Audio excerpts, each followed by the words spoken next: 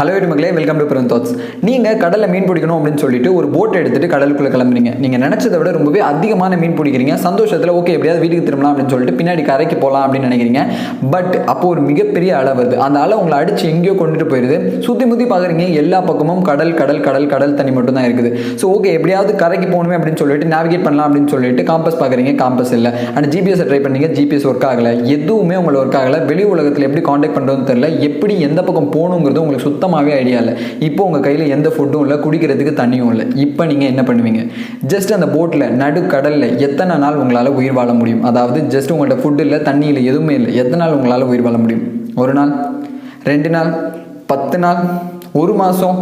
But ஆல்வரங்கா அப்படிங்கிற ஒருத்தர் பார்த்தீங்கன்னா இந்த மாதிரி நடுக்கடலில் ஒரு போட்டில் தன்னந்தனியாக 1 வருஷத்துக்கு மேலே உயிர் வாழ்ந்துருக்கிறாரு. எஸ், ரொம்பவே ஆச்சரியமாக இருக்குல்ல.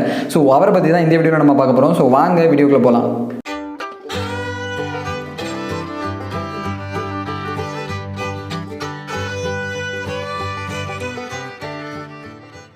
ஸோ 36 வயசான ஆல்வரங்கா பார்த்தீங்கன்னா கிட்டத்தட்ட 4 வருஷம் கடலில் ரொம்பவே எக்ஸ்பீரியன்ஸான ஆள். ஏன் அப்படின்னா 4 வருஷம் வந்து அவர் மீன் பிடிக்கிறது, இந்த மாதிரி கப்பல் எப்படி ஓட்டுறது அப்படின்னு ரொம்பவே ஒரு எக்ஸ்பீரியன்ஸான ஆள்.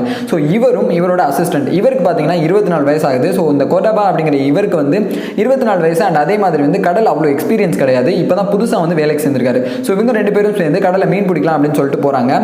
ஸோ மீன் பிடிக்க போகலாம் அப்படின்னு கிளம்பும்பொழுது இவங்க ஒரு இடத்துக்கு போகிறாங்க. அந்த இடத்துல இவங்க நினச்சதை விட ரொம்பவே அதிகமான மீன் வருது. ஸோ 2 பேருமே ரொம்பவே சந்தோஷமாக எல்லா மீனையும் பிடிச்சிட்டு ஓகே வீட்டுக்கு கிளம்பலாமே அப்படின்னு போகிறாங்க. போகும்போது ஒரு மிகப்பெரிய அலை வருது. அலையோட சேர்ந்து ஒரு மிகப்பெரிய காத்து வருது. ஸோ இந்த அலையும் காத்தும் எப்படி சமாளிக்கலாம் அப்படின்னு சொல்லிட்டு 2 பேரும் ரொம்ப ட்ரை பண்ணுறாங்க. பட் இந்த காத்தும் அலையும் அவங்களுக்கு அந்த கடலை ஏதோ ஒரு மூலைக்கு இழுத்து கொண்டு போய் விட்டுருது. ஸோ அதுக்கப்புறமாட்டி ஆல்வரங்கா பார்க்குறாரு, எந்த பக்கம் திரும்பினாலும் கடல் தண்ணி மட்டும் தான் இருக்குது. ஸோ எப்படியாவது நேவிகேட் பண்ணலாம் அப்படின்னு சொல்லிட்டு ஜிபிஎஸ் ட்ரை பண்ணுறாரு. பட் அது ஒர்க் ஆகலை. பிகாஸ் இந்த ஜிபிஎஸ் வாட்டர் ப்ரூஃப் கிடையாது.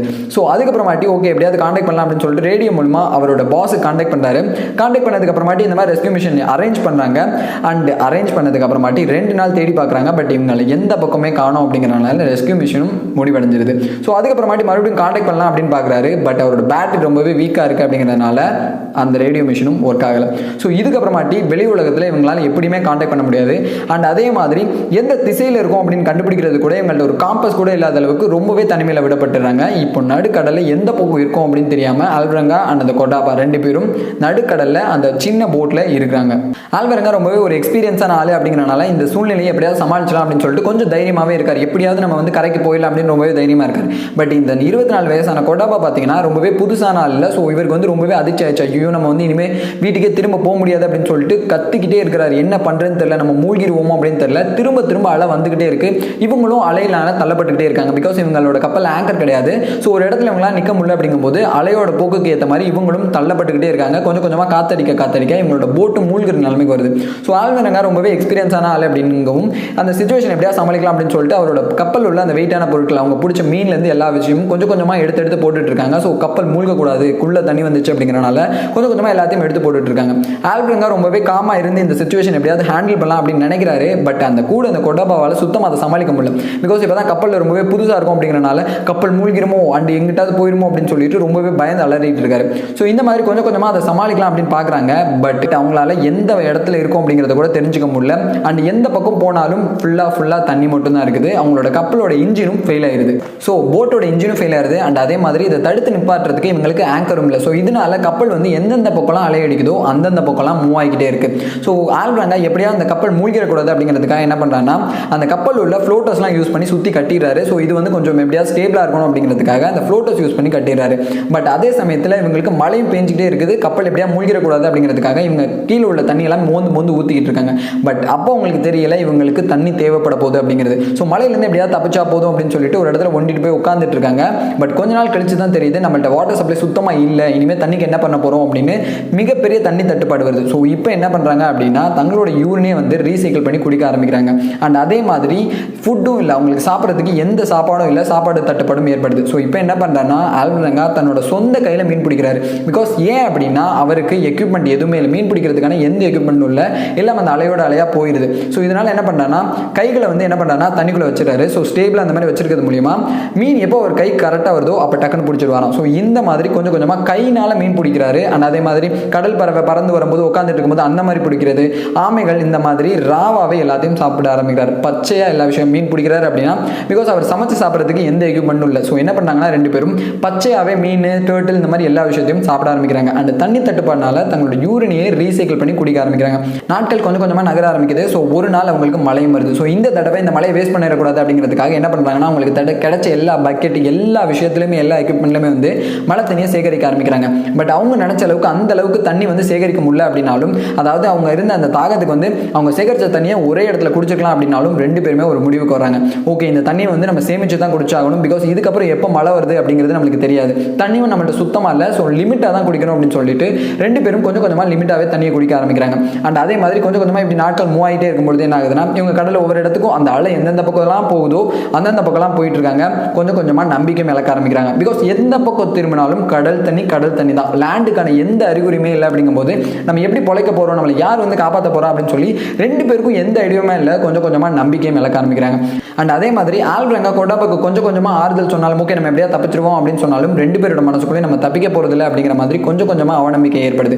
ஸோ இந்த மாதிரி கொஞ்சம் கொஞ்சமாக நாட்கள் மூவ் ஆகிக்கிட்டே இருக்குது. இவங்க இந்த மாதிரி கிடைச்ச மழை தண்ணி அண்ட் அதே மாதிரி கிடைக்கிற அந்த ரா ஃபுட்டு, ஸோ இந்த மாதிரி கொஞ்சம் கொஞ்சமாக பச்சையாகவே சாப்பிட ஆரம்பிச்சிருக்காங்க. அண்ட் அதே மாதிரி பார்த்தீங்கன்னா கடலில் மறந்து வர இந்த மாதிரி கார்பேஜ், குப்பை ஐட்டம், ஸோ இந்த மாதிரிலாம் கலெக்ட் பண்ணுறாங்க. ஸோ இதில் கிட்டத்தட்ட எப்படி சொல்லுது, ஒரு பாட்டில் கேன் வாட்டர் கிடைக்குது, இந்த மாதிரி மீந்து போன காய்கறிகள்லாம் கிடைக்குது. ஸோ இதெல்லாம் அவங்களுக்கு ரொம்பவே பொக்கிஷம் மாதிரி எடுத்து வச்சு சாப்பிட்றாங்க. பிகாஸ் அவங்களுக்கு அதை தவிர வேறு வழியும் கிடையாது. ஏன்னா பிகாஸ் அவங்களுக்கு மீன்கிறது வந்து எல்லா டைமும் கிடைக்க போகிறது கிடையாது. ஸோ என்ன பண்ணுறாங்கன்னா எப்பப்போ கிடைக்குதோ அப்பப்போ சாப்பிட்டுக்கிறது அண்ட் அதே மாதிரி பட்டினி கிடக்கிறது. ஸோ இந்த மாதிரி கொஞ்சம் கொஞ்சமாக நாட்கள் மூவ் ஆகிக்கிட்டே இருக்குது. ஸோ ஒரு காலகட்டத்தில் கொடாபா பார்த்தீங்கன்னா ரொம்பவே ஃபுல்லாக நம்பிக்கை இழந்துறாரு.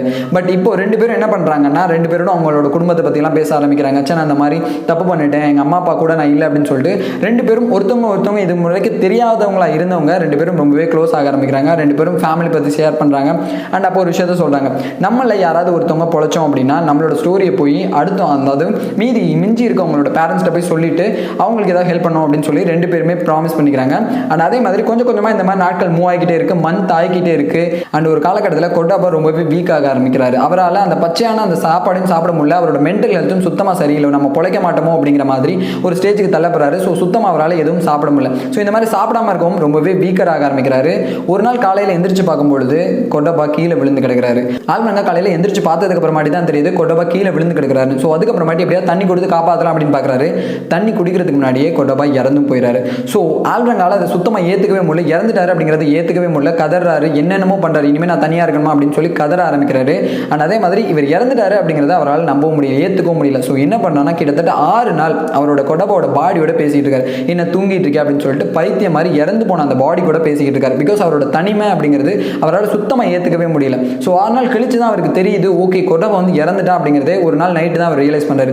ஸோ அதுக்கப்புறமாட்டி அவரோட பாடியையும் கடலுக்கே கொடுத்துறாரு. கடலுக்கு கொடுத்துட்டு இனிமே எப்படியாவது தனியாக தான் எப்படியாவது போகணும் அப்படின்னு சொல்லிட்டு தனிமையில கொஞ்சம் கொஞ்சமாக மூவ் ஆன் ஆகிட்டு இருக்காரு. அண்ட் ஆல்வரங்காக்கு கொஞ்சம் கொஞ்சமாக நம்பிக்கையும் போக ஆரம்பிக்குது. பிகாஸ் அவர் இங்கேருந்து தூரத்தில் ஒரு கப்பல் பார்த்து கத்துனா கூட அது இவர் தூரமாக இருக்காரு அண்ட் சின்னமாக இருக்காரு அப்படிங்கிறனால அவங்க கண்ணுக்கு இவர் தென்படவே இல்லை. ஸோ கொஞ்சம் கொஞ்சமாக நம்பிக்கை இழக்க ஆரம்பிக்கிறாரு. அண்ட் அதே மாதிரி ரொம்பவே தனிமையாக இருக்கிறாரு. பிகாஸ் அவர் கூட பேசிக்கிட்டு இருந்த அவரோட ஃப்ரெண்டும் இல்லை அப்படிங்கும்போது கொஞ்சம் கொஞ்சமாக இவர் வந்து இமேஜினேஷனில் வாழ ஆரம்பிக்கிறாரு. அதாவது அந்த போட்லேயே இருந்தாலும் ஏதோ ஸ்ட்ரீட்டில் வாக் பண்ணுற மாதிரி இந்த மாதிரி கொஞ்சம் கொஞ்சமாக இமேஜினேஷனில் வாழ ஆரம்பிக்கிறாரு. எது ஒரிஜினல் எது இமேஜினேஷன் கூட தெரியாத அளவுக்கு ஆயிடுறாரு. பிகாஸ் அவரோட தனிமை அந்த அளவுக்கு அவரை கொண்டு போக வைக்குது.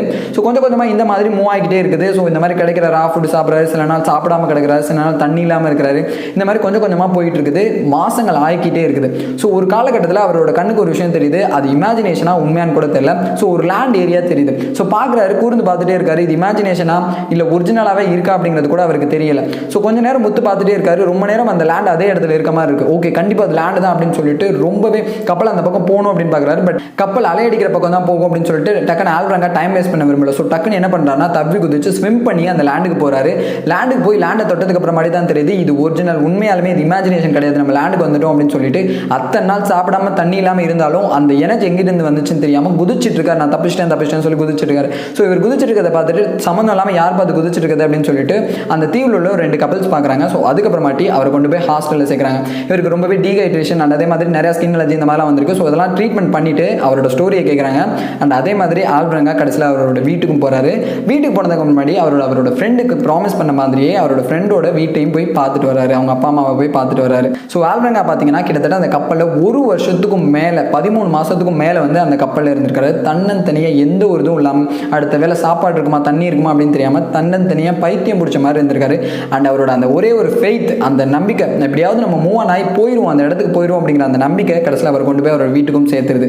ஸோ நம்மள நிறைய பேர் நினச்சிருப்போம், யார் மூலியமாவது நம்மளுக்கு பிரச்சனை வரும்பொழுது நம்ம ஏதாவது கண்காணாத இடத்துக்கு போயிடலாம், அப்படியே தனிமையாக இருக்கணும் அப்படின்னு ஆசைப்படுவோம். பட் தனியாக இருக்கிறது அவ்வளோ ஈஸியான விஷயம் கிடையாது. கண்டிப்பாக அந்த ஸ்டோரி ஆச்சரியமாகவும் சூப்பராகவும் இருந்திருக்கும் அப்படின்னு நினைக்கிறேன். ஸோ இதே மாதிரி இன்னொரு டடாபிக்கில் நான் உங்களை பார்க்குறேன். அண்ட் அதே மாதிரி உங்களுக்கு ஏதாவது டாபிக் பேசணும் அப்படின்னா அதை கமெண்ட்டில் லீவ் பண்ணுங்கள். ஸோ அதுவரை தங்களிடம் இந்த விடைபெறுவது உங்கள் பிரிவன் தாட்ஸ். டாடா பாய்.